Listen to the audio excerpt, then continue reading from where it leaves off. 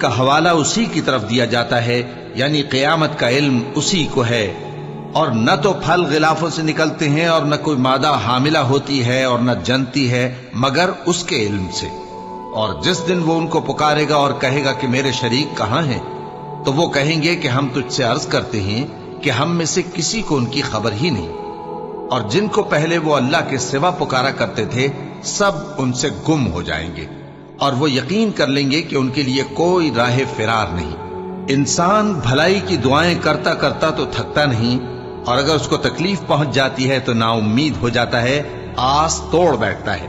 और अगर तकलीफ पहुंचने के बाद हम उसको अपनी रहमत का मजा चखाते हैं तो कहता है कि ये तो मेरा हक था और मैं नहीं ख्याल करता कि क़यामत बर्पा हो। और अगर क़यामत सचमुच हो भी और मैं अपने परवरदिगार की तरफ लौटाया भी जाऊं तो मेरे लिए उसके यहां भी खुशहाली होगी। बस काफिर जो कुछ किया